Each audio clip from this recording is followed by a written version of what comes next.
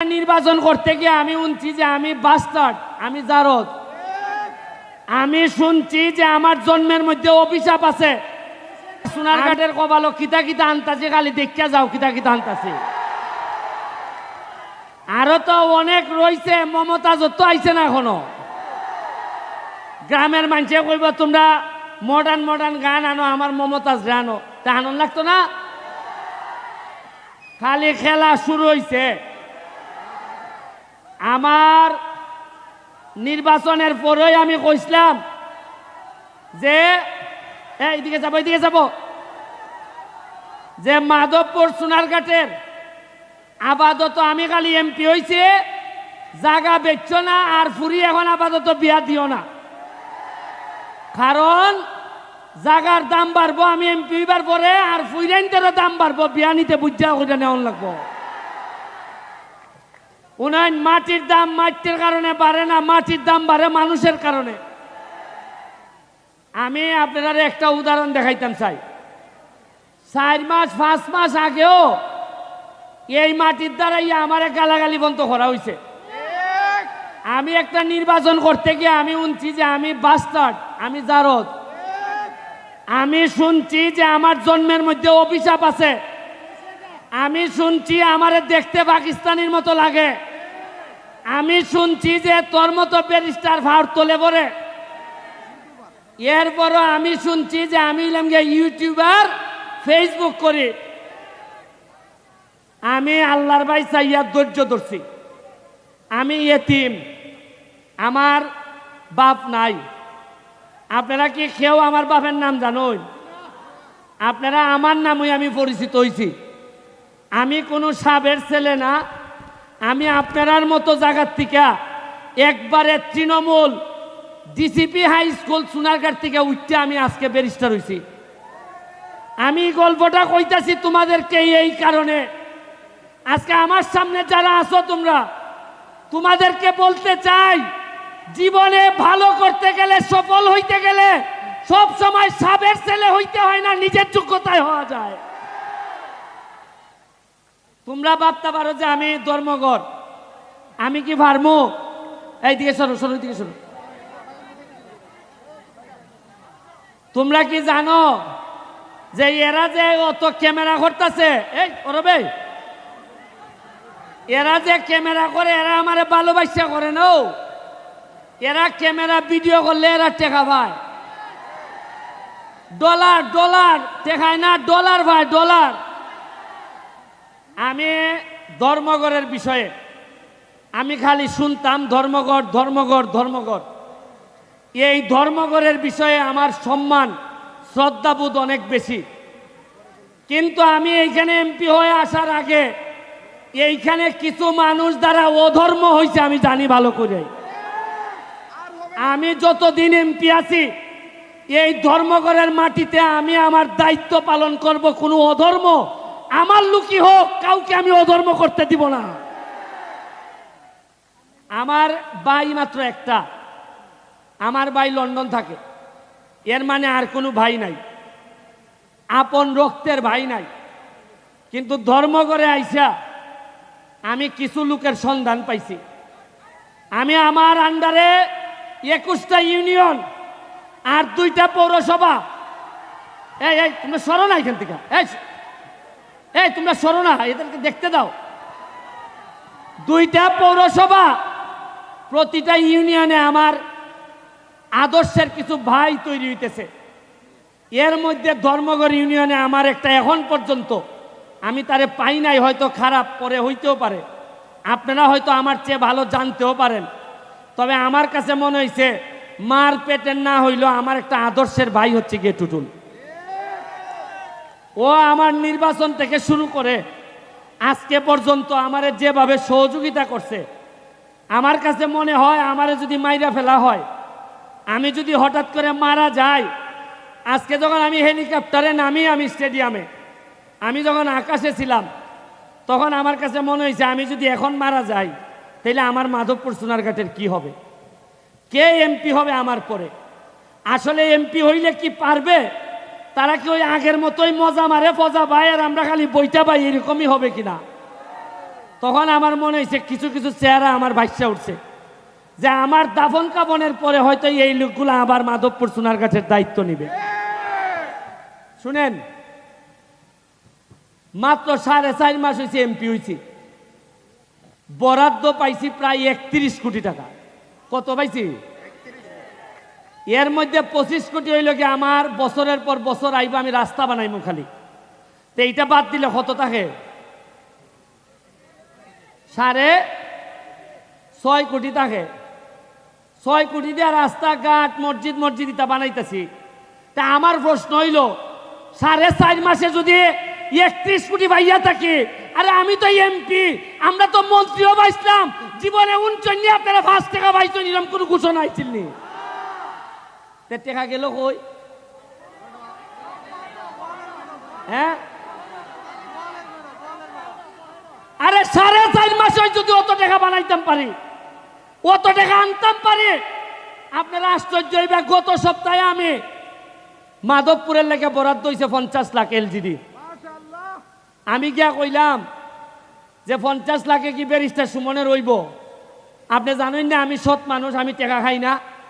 হয় ঠিক আছে, যাই নাই ডাক্তার না কইল যে তাইনে 50 থেকে ডাবল করে মাধবপুরে 1 কোটি টাকা দিয়ে দাও। ওই আজকাল সিটি আইতেছে 1 কোটি।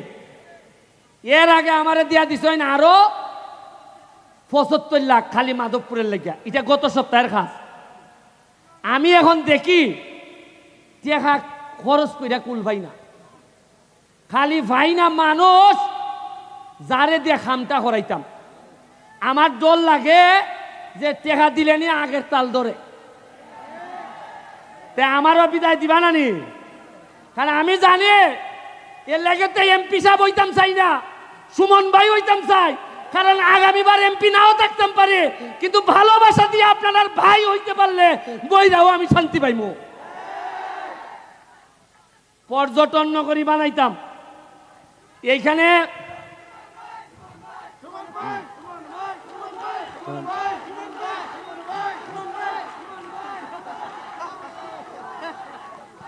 আমার পর্যটন নগরী বানাইতে চাই আমি মাধবপুর সোনারঘাটে। আমি নেত্রীরে বলছি, জননেত্রী শেখ হাসিনারে, যে চাপো যে আমার 24টা চা বাগান আছে, আমার 2টা রিজার্ভ ফরেস্ট আছে, আমার স্থলবন্দর আছে, আমার বর্ডার আছে, আমার কিসের কম আছে? মাধবপুর আপনারা জানেন কিনা সবচেয়ে ধনী উপজেলার একটা, 100টার মতো ইন্ডাস্ট্রি আছে। মাধবপুরের মানুষ একটা মানুষ না খেয়ে থাকতে পারবে না। আমি চা বাগানগুলা 3টা চা বাগানে বেতন হয় না, আমি 2.5 লাখ টাকার চাল পাঠাইছি। কইছি যে বেতন না হইলে আমি এমপি দিমু। আমার এমপি যদি ভাত খায় তাহলে আমার শ্রমিকরা ভাত খাবে। আপনারা এখানে সাইফোর্স কোচিং, সাইফোর্স লিমিটেড, এখানে ম্যাডাম আমাদের মাঝে উপস্থিত হয়েছেন। আমি ছোটবেলায় ওনার ছাত্র ছিলাম। IELTS, টোফেল, স্পোকেন ইংলিশ ওনাদের আন্ডারে করছি।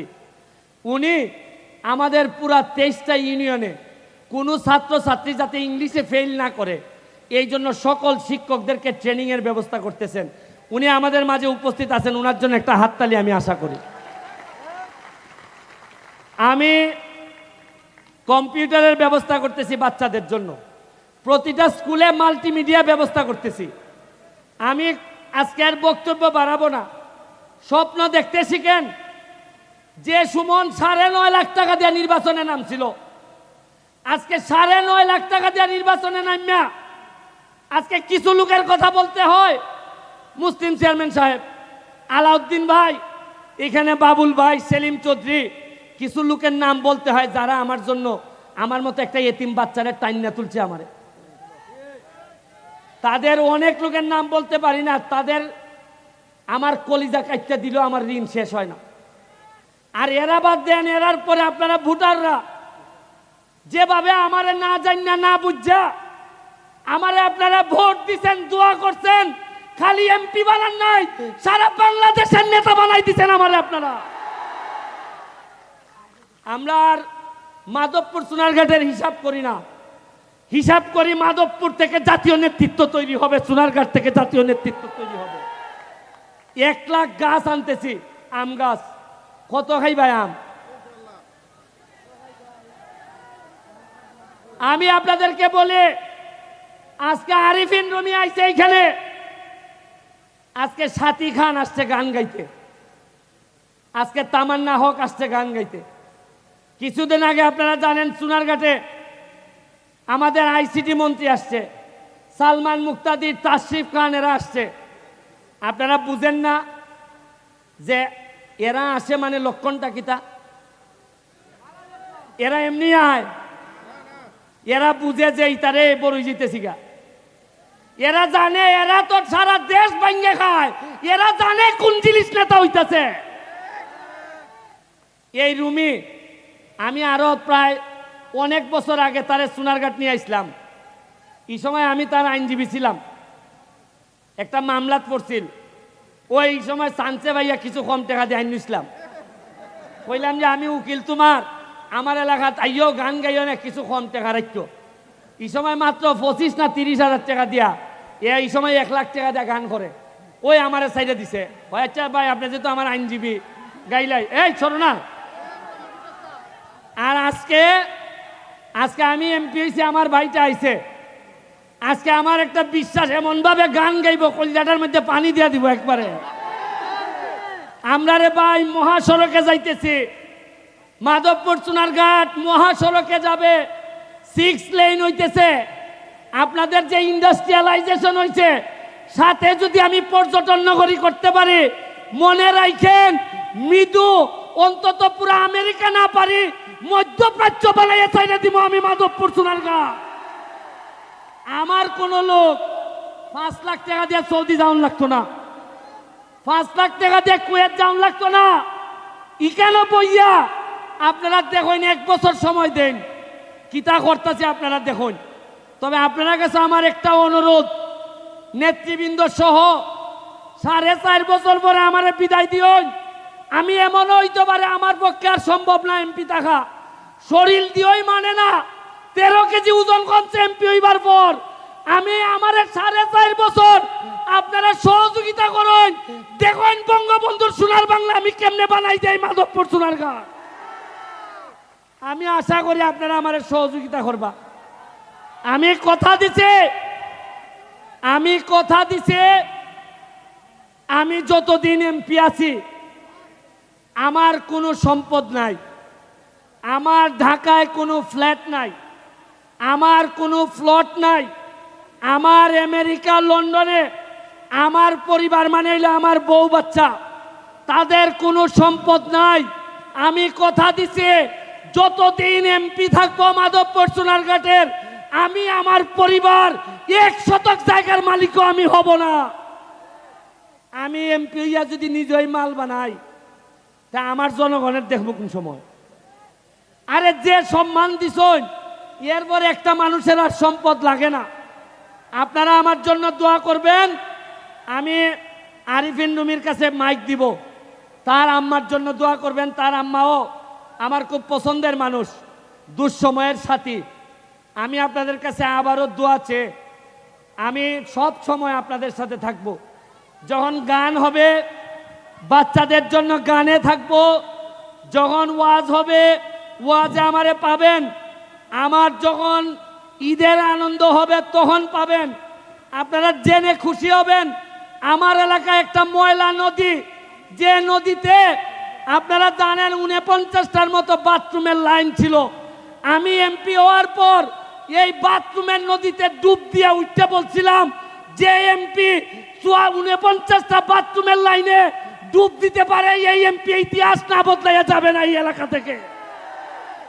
আপনাদেরকে আবারও শুভেচ্ছা জানিয়ে দোয়া করবেন, যদি বেঁচে থাকি তাইলে আমাদের পক্ষে ইতিহাস বদলানো সম্ভব হবে। আর যদি মাইরা ফেলে তাইলে বলে যাচ্ছি, ভালো ছেলে মেয়ে যারা আছে তাদের মধ্য থেকে সৎ মানুষ যারা আছে তাদেরকে এমপি বানাবেন। আমি যদি মারা যাই, কথা দিয়ে যাচ্ছি, আপনাদেরকে শপথ করাই যাচ্ছি, পছন্দ আপনাদের, তবে অবশ্যই আগামী নির্বাচনগুলোতে আমার হোক তোমার হোক এইটা দেখার বিষয় না, সৎ মানুষ ছাড়া, কর্মঠ মানুষ ছাড়া যেন মাধবপুরে কেউ নেতা হইতে না পারে। আমার বিরুদ্ধে যদি থাকে, সৎ যদি হয়, আমি তার সাথে থাকব। আমি কথা দিচ্ছি, এটা আমার বাপের মৌরসী সম্পত্তি না। আমি এখানে লোক বানাইতে আসি নাই। আমি আইছি মাধবপুরের 7 লক্ষ চুনারঘাট মাধবপুরের মানুষের শপথ নিছি যে তাদের ভাগ্য বদলাবো। আর এই ভাগ্য বদলাইতে গিয়া আমার যতটুকু দৌড়াইতে হয়, যত জায়গা যাইতে হয় আমি যাব। এই কথা দিয়া আজকের মতো বিদায় নিচ্ছি। জয় বাংলা, জয় বঙ্গবন্ধু। প্রিয় দর্শক মণ্ডলী, এই মুহূর্তে মাননীয় প্রধান অতিথিকে ফুলের তোড়া প্রদান করা হবে। ফুলের তোড়া প্রদান করছে দেলোয়ার আলী স্যার।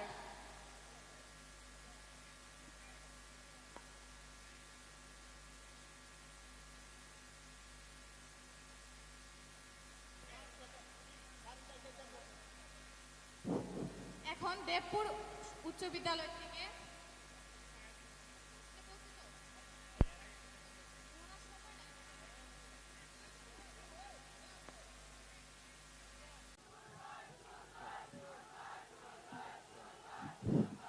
শুনেন শুনেন, আমাদের আমাদের আরিফিন রমি,